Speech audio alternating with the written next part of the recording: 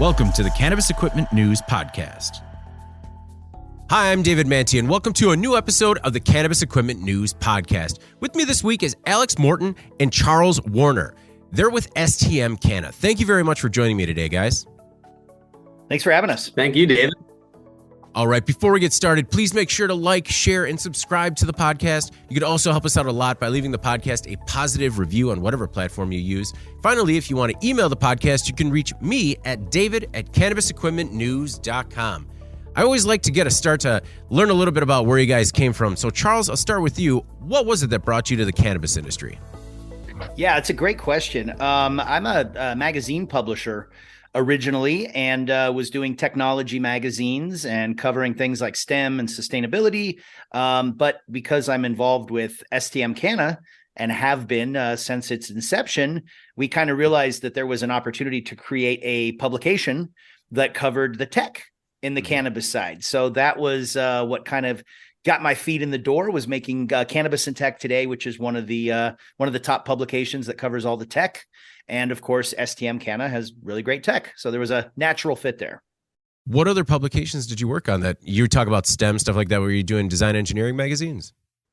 Sort of. So I started actually with sports publications and was working on like college bowl game programs, the World Series, which is going on right now, the Super Bowl. So lots of real high profile events. We learned to make really good quality publications around events. And then, probably like about 7 or 8 years ago, transitioned over to technology, and we do innovation and tech today, residential tech today. We've got a STEM and sustainability, and one of our hottest magazines is Cannabis and Tech Today. I mean, understandable. It's the entire industry. And it's I always like to see this on the publishing side. When an industry is kind of really early on and starts getting really hot, you see all the publications pop up. No, it's a really fun space to be in. People ask all the time, though. They're like, tech, what does tech have to do with cannabis? And I'm like, oh, man. Yeah. Well, I mean, even some people in the industry, right? There's a lot of apprehension, or people are a little reticent when it comes to embracing technology just because of how we've always done things. Yeah, 100%. But we try to make it very easily digestible. So even people that are like, I'm not really into tech, they can, kind of ease their way in and see that there is a lot of innovation and tech and science in what we do in the cannabis industry. Alex, what was it that brought you to the cannabis industry? Yeah, so I was actually starting my own company. I was developing an application for, believe it or not, food industry workers to pick up seasonal jobs. And I was pitching the idea around a lot of different entrepreneurial sort of sectors in my city. And I became the owner, Nate Lipton of growershouse.com, was one of my business mentors for this other application that I was creating and business I was creating. And the more me and him hung out and worked together, the more I became enamored with his business and the cannabis industry in general.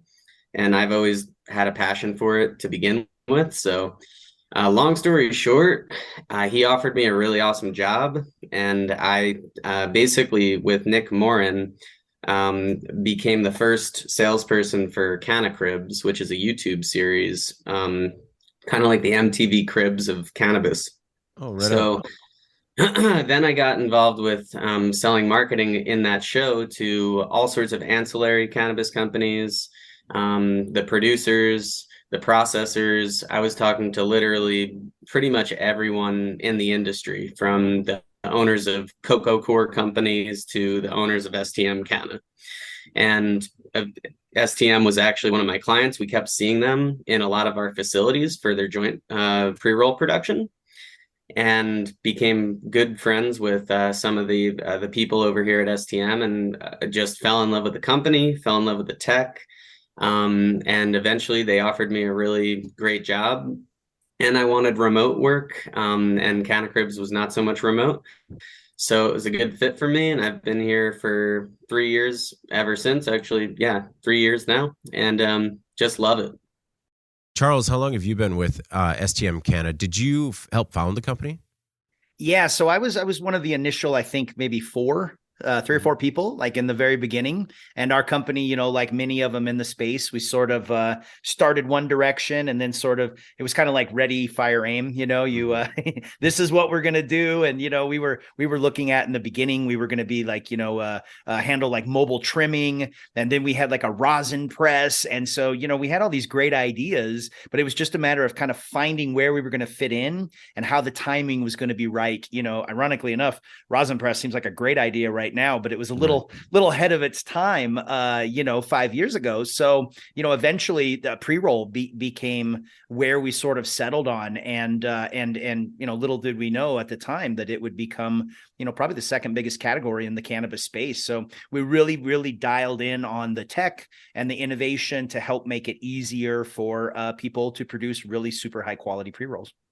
When was STM founded, and what were some of those like stops and starts like? At what point did you realize you had to pivot away from the rosin press, or you had to pivot away from other things and move into pre-rolls? Yeah, I mean, we've been around, for a few years. Probably what, Alex, like 5, 6? Yeah, I want to say 2017 was the first year, 2018. And then it's been, ever since the kind of advent of the rocket box, that's been our go-to, our bread and butter. And I think that was 2018.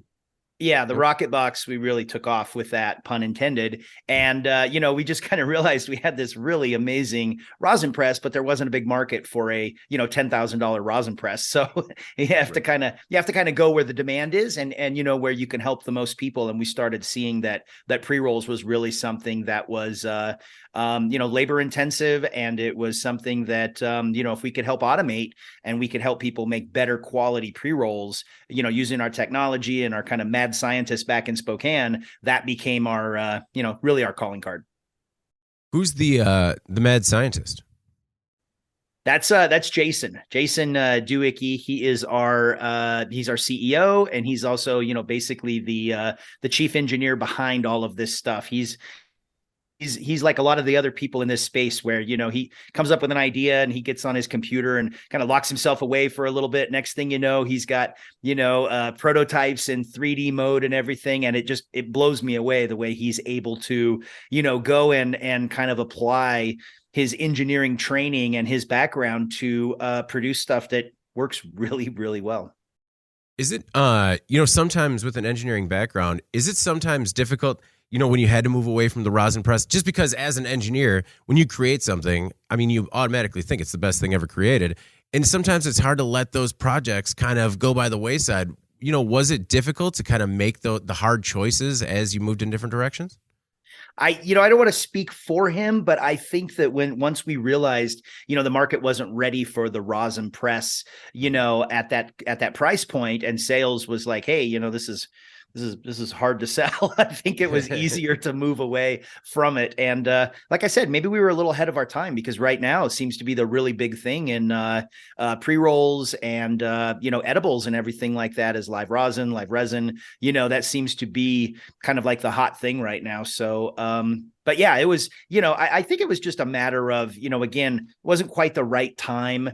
And so honestly, the way that these brilliant people can turn around, I was just in, Alex and I were just in Berlin, and we were at the ICBC, and we were talking to some people, and how your sleep is all off when you're over there. Like there's like a serious, like, you're trying to go to sleep at night, but the time zone has got you all messed up. And, we were talking to people that are like, yeah, I went to bed, couldn't sleep. And, so I just invented a machine and, spent a few hours in doing it. So that's the way these engineers' minds are. I feel like, when they sit down and they kind of focus on it, they can really whip out some amazing stuff, using their software and, whatever the mad scientists do.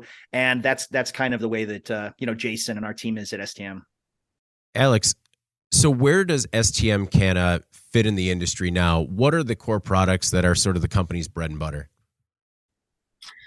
Yeah, sure. Great question. So, there's really 4 aspects to making pre-rolls. You need to grind the material first. You need to fill it in a cone. You need to weigh them, and then you need to close the ends of them. So we're really looking to make, cover all those bases. So I would say our bread and butter is the Rocket Box. It always will be. It's kind of like, Kleenex. People don't even call tissues tissues. They call them Kleenexes. It's the same with us. They know us by the Rocket Box. That's really, like Chuck said, our calling card. And that's the most vital part about making pre-rolls. That's the machine that literally fills them. So there's that, but we do cover all the other bases. We have 2 grinders, big and small. We have 2 pre-roll filling machines, big and small. And then we have just the 2 newest machines that launched last year at MJ BizCon was our Launchpad weighing module that weighs 72 joints in a matter of like 10 seconds. And then our automatic closing machine called the Atomic Closer. And that's kind of the complete turnkey system of grinding, filling, weighing, closing. And where we fit, I would say that is our most unique part of us. We have this modular design, meaning a lot of our clients will just start with one of our mini Rocket Boxes, which is our small pre-roll filling machine. But it's a small entry price. You get your ROI really, really quickly with it. It's a total workhorse. Stainless steel is super easy to clean, busts out 143 joints every 45 seconds. So it really, really moves. And our customers will start small and then go, oh, now I have some cash that I can reinvest into this process that's making us money. Let's get the closing machine. Let's get the weighing machine. Let's get the better grinder instead of let's scale up from the blender, the Ninja blender that we're using that we bought at Walmart. So that's the coolest part about our company. And that's where a lot of people, their ears perk up, because you don't have to come in at $250,000 or $500,000 to have this big, huge automated machine and have 12 people running it and a huge warehouse to house it. You can have a small, almost the size of a closet with one person working and have an actual pre-roll company with our equipment, and then scale it up as you need to scale your company without huge upfront costs. So if you look at that model compared to our competition, you won't find anyone else like us. There's basically huge upfront costs with fully automated machines, or there's very entry-level pre-roll machines that are not scalable at all under us. So we kind of carved out this beautiful little section of the pre-roll niche that way. Are all the oh, sorry, go ahead, Charles. Yeah, no, I was just going to add to it. I think that's kind of like 3 of the best features about, where we are in our niche is, like he said, we're modular. The stuff is backwards compatible. So even if they have some older equipment, it works with this right here. It's not going to be obsolete. We're not like, Apple or something like that where, this stuff doesn't work. And yeah, I think that we've really carved out a nice niche, like Alex said, it's not entry level stuff. It's also not, you're not looking at, 6 figures or, $250,000, but in that space, we feel like there's a really good value point for the people here. And I think that seems to be a place that we've really settled in. Is every product name related to rockets or some sort of space-oriented item? Yeah, kind of. I mean, so our grinder is called the Revolution grinder. So that's Okay. probably the one that kind of, but even then, it's still got that cool mechanical movement revolutions going. Yeah. And then the Rocket Box, of course, the Launchpad wear, the Atomic Closer. The Atomic Closer, I don't know, Chuck. What do you think? Does that have a rocket? It's a science sort of. It's all sciencey, revolution, everything in space, revolves. Yeah. And so, it's kind of been our theme, because we sort of feel like that, we are truly a technology company, and our products, they're a little bit, kind of space age, a little bit advanced, I mean, we were even in Berlin, we were calling our machines droids. It's almost like having a droid that can, having a droid that can help you make pre-rolls. And, it almost, even our advertising campaign that we've got going right now is like, meet your next best employee. And, we've got a bunch of ads where it's like employee of the month, the Rocket Box, or employee of the month. And that's because we're literally talking to people that used to have 9 employees on their pre-roll line. Once they've got the Atomic Closer, they got 5. So it truly is, like and by the way, hiring's not easy right now. No. Finding good labor is a little bit tricky in this market. So to be able to have, droids or machines that are dependable like this, I think is it's a very good option for people out there right now. I think it keeps it a little bit more fun too. You could have easily named everything the STM 135, but everybody likes droids. When you work with an initial client that kind of comes into the door looking for a rocket box, do you sort of draw up a plan as to how they could scale up? Like, okay, you want to start here, but this is how we can easily scale with your business to further automate the process? Yeah, absolutely. It all starts with just understanding your clients. So, where they are now, where they want to be, where they see themselves in a year, 2 years, whatever it may be. My philosophy as a salesperson is never to build on trust and honesty and transparency.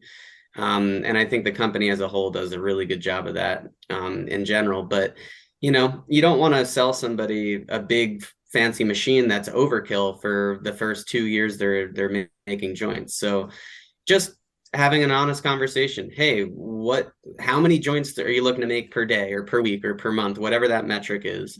In what sizes? Are we doing dog walkers? Are we doing big king size joints?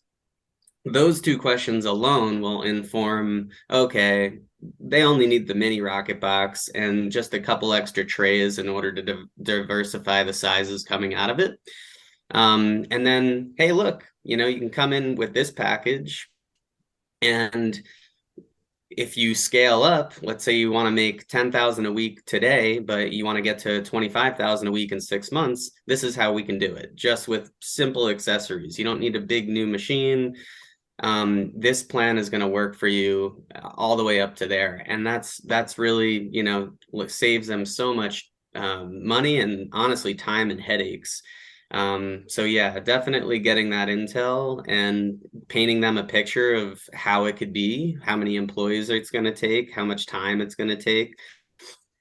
Some companies want to make a ton of joints 1 day a week. Other companies want to have their machine running 7 days a week. So it's really just knowing what they want to do and dialing in the right equipment for their needs. If you could recommend one of those two, working at 1 day a week or working it constantly throughout the week, which do you think is the best process? Personally, I would rather just do a whole bunch in one time. Yeah. But everyone's different, it's just when you think about labor, everything that we do has to do with mitigating labor costs, right? Mm-hmm. So whether it's just how easy it is to clean our equipment at the end of the day, that's labor cost at the end of the day. Like Chuck said, we have clients that went from 9-10 employees making infused pre-rolls down to 5 employees after buying one of our atomic closers. So when I look at it, I always want to ask those questions, like how much labor are you willing to put into this? Do you want to see your employees multitasking? And look, you can have these employees just focus on pre-rolls 5 days a week, whatever it is. Or you can have this group of people, a larger group, come in, focus on pre-rolls on Mondays, and then not do them for the rest of the week. And now your pre-roll group can be doing multitasking on several other outlets. So again, it's a personal choice and it's up to the business. Some companies are strictly pro companies. That's all they do. So it's so different. Some are just producers that are getting into it. Some are dispensaries making pre-rolls. Some are processors that are doing concentrates, pre-rolls, production, you name it. So it's really just it's just finding. And the cool thing about our equipment is we have a solution for everyone. We have solutions for the big, huge companies doing hundreds of thousands of joints a week, all the way down to the small mom and pop shops that are just busting out, 100 joints a day and CBD joints. So like we serve everyone and have a solution for everybody. Yeah. And I just wanted to add one thing too, is that, our company STM is growing, like a weed. And we've just moved into a new production facility. We've just brought on a bunch more people. And a lot of that stems from the fact that this feedback that Alex and, our sales team gets, this kind of needs assessment, it makes it all the way back to R&D. It makes it all the way back, to where we constantly have more machines.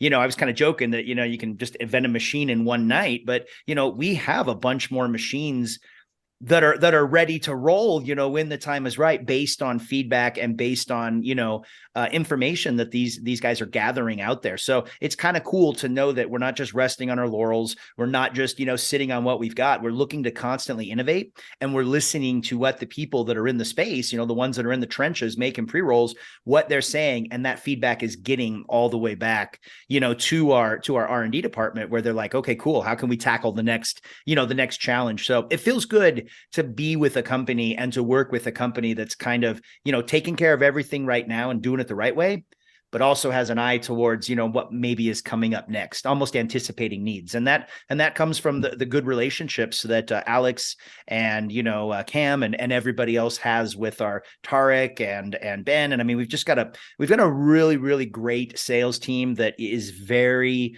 like what Alex said, just very committed to making sure we can find the right solution for each person. Cause I feel like every situation's different. Charles, what is some of the feedback you've received, and what has that led to in terms of new features that you've seen on your machines? Yeah, I think that, we take that feedback, good and bad, and we use it, we work with it. I mean, what do you think, Alex? Is there some changes? Yeah. Sure. So, I mean, just a couple off the top of my head. I mean, before the advent of the weigher and the closer, that was the biggest feedback we ever got. When are you guys going to create something that automates weighing and closing these joints? It's the biggest bottleneck of workflow. It only takes a minute to fill 500 joints, but then it takes an hour to weigh and close them all. So, they heard that. Of course, those pieces of equipment had a ton of research and development and time and energy that went into the creation of those things. But that's just one thing. That's an obvious one. Some other things are like the ability to dial in. So there's, in our components of our machine, the bottom tray is the one that holds the pre-roll cone. The top tray fits into it kind of like a funnel. And people wanted to be able to heighten and lower the top tray, adjust the top tray so it can fill down further or up further in the pre-roll cone. We made one. So, just like anything, Jason is features too. Features. Yeah, features as well. Like, we used to have a touch screen that was separate, from the Rocket Box, and then it was, created to be on there. So you didn't have, something kind of sticking out. So it was functionality, improving the design based on feedback. And so that's where, this feedback loop is super valuable. And our company has always been really receptive. Some companies are like, oh, we don't want to hear that, whatever. No, we're like, yeah, man, bring it to us. Let us know. And, maybe there's a way that we can even improve the design, or that we can make it even, more user-friendly, because that's the ultimate goal. And yeah, like to piggyback off what Chuck was saying too about reverse compatibility. So like Apple, iPhone, whatever, 13, then you get it, and then the 14 comes out, eventually your 13 is obsolete. We're the exact opposite. Like, we have companies that are using our OG Rocket Boxes from 2017 that we now have created retrofit kits to turn it from the Rocket Box OG to the Rocket Box 2.0. We have adapter kits that can go in line for our newer innovations that are going to be coming out. We're always coming out with new innovations to further automate it. Like, we have our newest product coming out. We're launching it at MJ BizCon, or the first kind of bit of marketing and just like knowledge coming out about it is called the JoJo, which is our automatic cone loader. So right now it's a manual task to drop cones into our bottom tray. And that's no longer the case. So we're always, what can we do better? What can we mitigate more labor? How can we help these guys control their overhead costs so their profit margins are higher at the end of the day? You can't control the weather. You can't control the price of marijuana in your state, but you can control how much labor you put into making your pre-rolls. So it is very important. And like I said, Jason's mind's always going with that feedback loop's always having to do with that, with our sales team and our customer service department, seeing little gaps or holes that we can fill with better equipment. We're always putting that kind of stuff out. And we're right now, of course, fully focused on the pre-roll niche, but that doesn't mean we're a pre-roll company. Jason is an innovator, and we're going to always sell innovations to the cannabis space. So, and that feedback loop is everything to inform.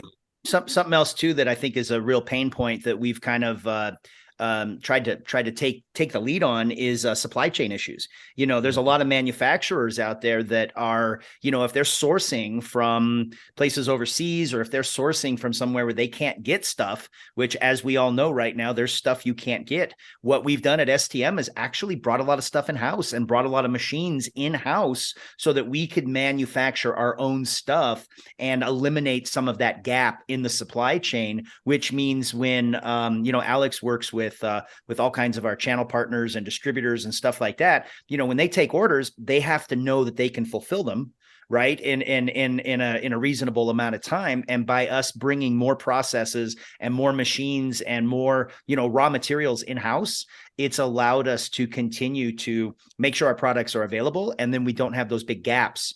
And so, we're getting better and better at having shorter lead times and having more stuff available. And as everybody knows, listening to this right now, there's certain products out there. If you try to get, I don't even think you can get a PlayStation 5 right now still, there's chip shortages and there's lots of stuff. So I think that that's a really cool thing that we have done, was to try to, work around that supply chain thing by making sure that we have more stuff in house and that we cut out more middlemen, and make it sure that we can fulfill orders faster and not sacrifice quality.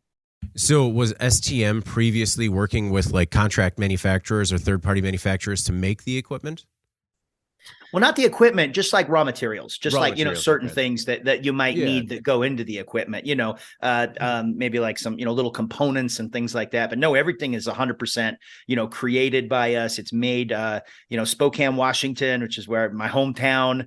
We're a veteran owned company. Like Alex was saying earlier, this is all like food grade stuff. This is, it's super high quality materials that is something people can be proud of investing in their business. And so, yeah, everything is all manufactured by us. We were sourcing different components from different places, and we've eliminated a lot of that outside sourcing where we could. No, that was the next thing I wanted to ask about was the supply chain. Were you running into supply chain issues and then you just decided to buy in bulk, or did you have the foresight to kind of get ahead of it to make sure you had stuff on the shelves as you were manufacturing new machines? Yeah. Wouldn't you say, Alex, kind of both?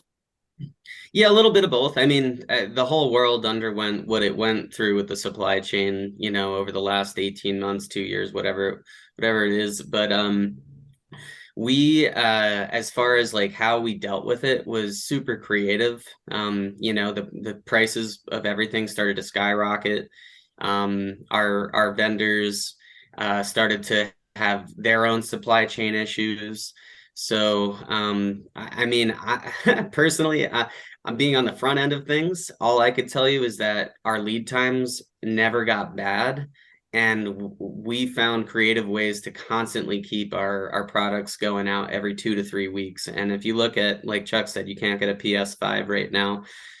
There's so many, like, car dealerships just like 6 months ago were empty, and yet STM Canna, this startup in Spokane, Washington, was pumping out our machines that we make with our own hands, bend the steel, make the circuit connections, are coming out every 2 to 3 weeks. So I don't know what kind of wizardry went on in the back of the house of STM, but they got really, really creative.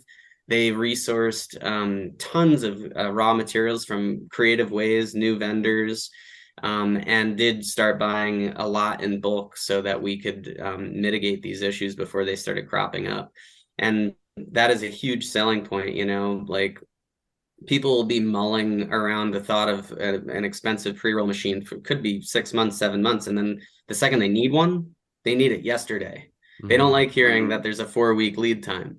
So that's huge for us, being able to say, hey, we have these in stock, or the latest it's going to be is 2 to 3 weeks. That's music to their ears. So it was really big for us to be able to, get over that hurdle. Alex, you had mentioned something called a dog walker. What's that?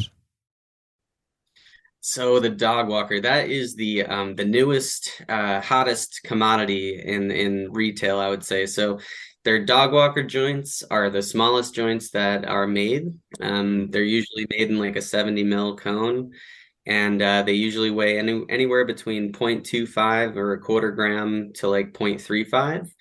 And they started coming out during COVID, and I think it's kind of hit a chord with everybody because no one wanted to pass joints around anymore.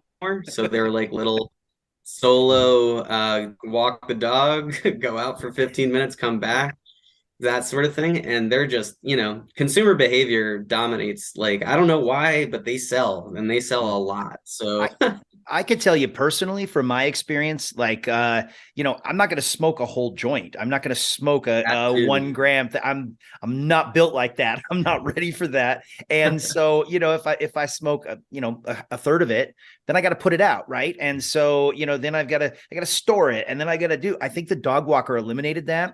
And it was kind of like a single use, like you're good to go per person. And so I think it's kind of like the fun size, right? Like, you go trick or treating, you got the fun size Snickers. It's like the fun size joints. Right. I mean, it's all about taking care of the parents during trick or treating now, and they're handing out the shooters. Next is the dog walkers. We got to upgrade to the dog walkers. Coming soon. I wanted to talk a little bit about ROI, because when you're discussing taking, 9 people running a process going down to 5, I have to imagine that the ROI on some of your machines is pretty quick. Absolutely, yeah. So again, it has to do with the production capacity, but starting small, we see we see a mini rocket box. Mini rocket box cost $6,600. And if you go to your local dispensary, you see how much pre-rolls cost. Usually anywhere between 10, 15, some of the luxury ones, $20. So if you could quickly do the math, like they don't take too much time. They make 143 joints every 45 seconds, and they're all selling for $10 a pop. These things don't take very long. I mean, seriously, a week or 2 of running, you get your money back on a mini rocket box. When you're looking at our full turnkey system, and when I say turnkey, it's combining those 4 categories. You get a full big Revolution 2.0 grinder, you get a rocket box 2.0, a big pre-roll machine. You can also choose a different turnkey with mini rocket boxes, and then our launch pad weigher and closer. That retails around $120K. We do bundle deals on those packages too, but even for something like that, it's the same thing, because those companies are already producing hundreds of thousands of joints, so they see their ROI the same, in the same way, just a couple weeks, a month, maybe 2 months max. I can't imagine it being any more than that, even on the high end of things. Yeah, so, and I was just going to say, and don't forget too, you've got back on the labor front, if you're using less people, and it's hard to find, there's a kind of an odd hiring market out there right now. And there's, finding good work, and people that want to work nights and weekends and, holidays and stuff might not be there, but these machines, you can really count on. So if you're able to reduce your overhead on the labor side, to combine that with the fact that you're producing, really good, and let's be really clear here. We're not just talking about cranking out pre-rolls. We're talking about like award-winning pre-rolls, like Lions Lab. They won a Cannabis Cup in Michigan for their pre-rolls. They have infused pre-rolls, and they use the Atomic Closer. They use our equipment, and they flat out are making award-winning pre-rolls. So it's not just about mass producing subpar pre-rolls. I want to make that really clear. Like these are the kinds that you can be super proud of, to put your name on, and they're they're automated, they're coming out fast, and they're award winning. So I think that's an important thing to recognize, is that they're all, they're very, what's the word I'm looking for, Alex? They're to spec, they're like, you've got those crowns that are just like perfect on there. And they're really, really good looking joints. Some machines make joints that aren't pretty. Well, Yeah, you talk about absolutely. Sorry, you talk about it being to spec. I mean, being within sort of tolerance is a big issue for the industry. So, I mean, it's not just looking pretty, but making sure that what you have on the label is what's in the package. That's very important to manufacturers. Yeah, and it's got to weigh, Mhm. right? It's got to be right in that variance, depending on where you are, what jurisdiction, because otherwise, if it doesn't, you're back to the drawing board. Right. Sorry, Yeah. Alex, what were you saying? And yeah, no worries. A lot of companies, pre-rolls are I think the second hottest selling commodity out of retail shops in North America right now. So I mean, it's your calling card, right? A lot of people are buying these, a lot of people are smoking these, and a lot of companies are putting their logo right on the tip. And if there being that kind of volume of people using this, they're gonna, if it's a crappy joint, they're never gonna buy it. There's so many options, so they're always gonna go back to the one that they like better, that smokes more evenly around, instead of canoeing more so on one side than the other, or has a weak neck when you put it in your mouth, it just falls down like Farmer Dan's like a wheat thing coming out of his mouth. It's like you want a really nice integrity, like the integrity of the structure looks perfect. It looks like it came out of a machine. It doesn't look like a arts and crafts class major joints. It looks like factory made. So it's your calling card, it's your business. What you put inside of it, if it doesn't taste good or it doesn't smoke right, that's not good, and you need good equipment for that. So we're able to bring everyone's pre-roll game up for that reason. Is your equipment cone manufacturer agnostic, or can it only work with specific manufacturers? So agnostic. Yeah, definitely agnostic. However, there's very standardized sizes with pre-rolls. So we definitely we want to make equipment that fits all those very generic sized pre-rolls. We always recommend a reliable cone manufacturer that you've heard of before. There's a lot of kind of, like fake knockoff brands coming out of overseas. So you definitely, you pay for what you get. It goes for cones too, and goes for our equipment. If you're looking to make really good quality cones, we encourage you to buy cones off a reliable source. Like one of our biggest partners right now is Zigzag. Everyone knows that company, and they put out really, really good quality pre-rolls. Cones, they're really, they work great in our equipment, and our clients love them. So yeah, I mean, agnostic to a degree, I guess, is the long and short answer to that. Charles, with opening a new production facility and the worker shortages that many people are experiencing, are you guys having any issues with staffing? No, I think we've been pretty fortunate. I mean, it hasn't been a cakewalk by any stretch of the imagination. Like I think we had last week, we had two new people that were starting, and then one last minute was like, oh, they gave me a whole bunch of money to stay here. So, we got 1 out of 2, but we've got a pretty strong pipeline, I think, where we're constantly looking for talent, and we've been an attractive place to work. We just we're proud. We entered one of the magazines out there. I think it was MG, best places to work. And we had several employees that, talked about why they liked working at STM. And I mean, our company's really generous, I mean, as far as benefits and stuff like that, like health insurance, 401k, like, a lot of companies don't offer that stuff out there. We really do. And I've noticed, ever since I've been at that company, we really care about our employees.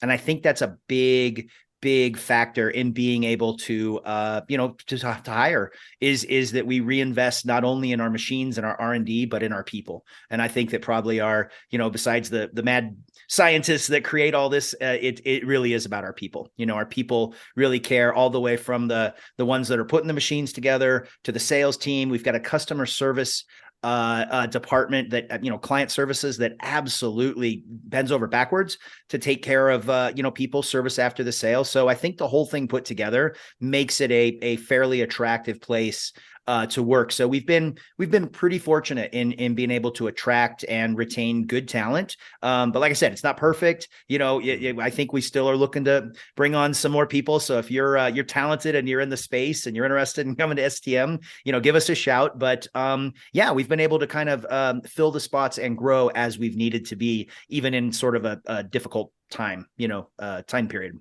Well, I think the retention speaks loudly about the company, almost more than attracting new talent. Because one thing I've noticed about the cannabis industry is there are a lot of people that want to get involved in the cannabis industry, but not necessarily work in the cannabis industry.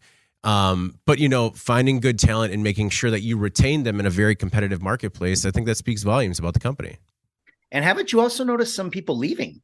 Right? Like some people are just like, I'm done. Like I've been here. It's a mess. There's some people that are just like, I'm just going to, so there is kind of that revolving door of people that want to come in, some people that have maybe had enough. But yeah, no, I feel really proud of the way that STM does take care of their people and the way that they've, offered benefits and things like that they don't have to, aggressive matching on 401k and stuff that I think is, it's helped us attract good talent. And I pretty proud of that. On the other side of the business, Alex, how does STM Canna compete against some of the other pre-roll automation competitors in the marketplace?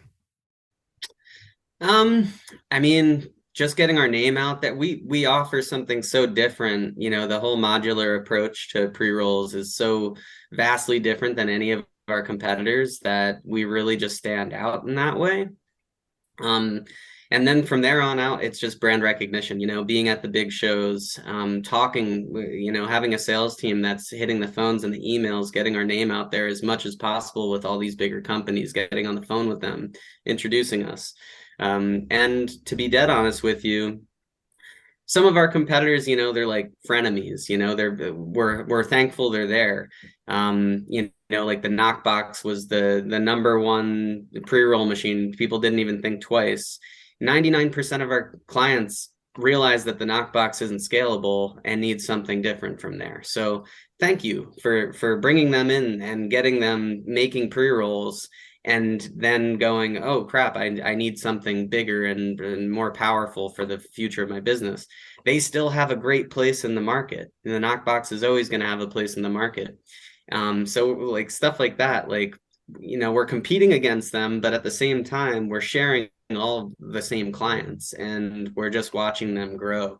So as far as like that kind of competition is there, and then with these the other side of the competition is just fully automated machines, which is literally just one machine enclosed that does several different functionalities, 5, 7, 10 different functionalities. Whereas we modulate them, we separate them out. We're just apples to oranges. You can't even compare, them to us or us to them. You can compare the amount of money and labor is going to go into each one. And again, that's how we would compete with them, is just we come in at such a less burdensome entry level way instead of having to put all of your eggs in one basket and then cross your fingers and hope that service or maintenance or overseas customer service isn't going to bite you down the line. So, and there's still we the just output. offer something so different. Yeah, yeah. And I was just going to add to what Alex said is, numbers don't lie, right? Our output and, the number that we can close in under a minute and things like that. Like those are, we went to the Guinness Book of World Records because we wanted the atomic closer to get the Guinness Book of World. I was salivating to put that in marketing and everything like that. And it turns out they don't do any kind of records with anything at all with cannabis. Which is ironic because it's run by a beer company. But, we really wanted to get that, sort of badge of honor and put it up against, in friendly competition, anything else out there. So, maybe one day in the future at MJ Biz, we can have can have like a roll off, or like we can have a little, a little showdown and see who can put out the most stuff. But I think that, like Alex says, every brand that's out there is helping, with pre-rolls. And I think that everybody's got their place in the space. And so we look at most of them all as just kind of like friendly, friendly competitors, but we all kind of get in where we fit in, if that makes sense. Yeah, a roll off. Yeah, a roll off at MJ Biz. I mean, please take my money now. Yeah, that would be in this corner. Yeah, the atomic closer. Right. It's our industry's battle bots. Yeah. Yeah. Alex, I know that we're running out of time here. One thing I wanted to ask about, though, that is important to our readers and listeners, is cleanability, service, and maintenance. What is STM's approach to those three categories? So really simple. Everything we engineer is with that in mind, right? We know the trichomes, the stickiness, all that stuff is going to come into play. It's going to get on our equipment every day. So basically just the materials that we use are food grade. They're dishwasher safe, so they can withstand lots of heat. And the material, like I said, just the food grade materials are so friendly for cleaning in general. And then the way it's taken apart. So it doesn't matter if I'm talking about one of our grinders or one of our pre-roll machines, whatever it may be. It's literally always going to be a couple Allen screws, pop something out that needs to be cleaned, put it in isopropyl alcohol, dunk it. Most of our clients will just dunk it for whatever, if it's overnight or a few hours. And that's it. So, even our big grinder, you open up a door and pop two Allen keys out and the filter screen can come out and you could put another one in a matter of less than 30 seconds. So everything we make, everything we do is about user friendliness, and ease of use, and also just ease of cleanliness and how easy it is to wash this stuff off at the end of the day. So matter of minutes, you can clean any of our machine from top to bottom. So what can CEN expect to see at MJ Biz from STM Canna? Yeah, it's really exciting. So we have one of our bigger booths that we've ever had. We're going to have some of our technicians with us running full demos of each one of our machines. That's brand new for us. We've always been told you cannot make joints on the trade show floor, whether it's hemp or whatever. And then we get there and people are making them anyway. So we're just saying, screw it. We're going to do it this year. We're going to make joints. With our techs, we're going to have a demo. We have demo sign up links that are going out right now. So anybody that wants to sign up to get a one-on-one demo of our equipment at the booth, they can do that. And also on kind of what I'm doing is more on the channel distribution sales. We have a number of our partners that are also going to be at MJ Biz with their booths, and they're going to be displaying our machines too, which is exciting because instead of just seeing STM at one booth, our booth, you're going to see it scattered across the trade show floor. And actually that kind of parlays into what Chuck's doing for MJ Biz too. So Chuck, you're doing some fun stuff. Yeah. We've got so with Cannabis and Tech today, we've got a scavenger hunt going. So the magazine is going to be in all the media bins. We've got some articles, we've got some ads in there with STM stuff. And then the magazines are actually going to have little Willy Wonka golden tickets in them where we're going to have a prize pack. And there's going to be about $15,000 worth of prizes in there. One of them is going to be a Rocket Box Mini, which is kind of headlining it. National Cash giving away an ATM. So if you've ever wanted an ATM in your man cave or your dispensary, this is your chance. But yeah, there's going to be a little map. There's going to be the magazines will be situated throughout the event and at STM's booth. And yeah, so we've got some fun promotions. Our booth this year is, like Alex said, it's the biggest ever. It's a double decker. So we've got the upstairs for like, if you want to get away from the throngs of the crowds and everything like that and go set up a meeting, definitely reach out to us because we'd love to use that space up top, sit down and talk some business, do some needs assessment. And yeah, make sure you grab a copy of the publication there of Cannabis and Tech today. And sign up for the golden ticket because it's totally free. Great prizes. I believe we've got got some cones from Zigzag we're going to be giving away. And so, yeah, we're trying to do some fun stuff and create a little bit of buzz while we also introduce new machines and try to get new clients. And we do have two sides of the business, right? We've got our direct sales, which works with everybody out there from small to big, and then Alex, he quarterbacks kind of our whole channel side. And we've got some great partners out there. There's a laundry list of them that sell our products all across North America, actually around the world. And we're looking to add more partners on that channel side as well. So yeah, hopefully MJ Biz is going to be a big hit this year, and we'll come away with lots of new friends and lots of people that are excited about STM. No, we're really looking forward to it as well. So hopefully we get a chance to meet up and meet in person. And it's one thing that I really enjoy about this event is how excited people get for the event and how everyone kind of holds their cards a little close to their vest for the big splash at the show. Yeah, definitely.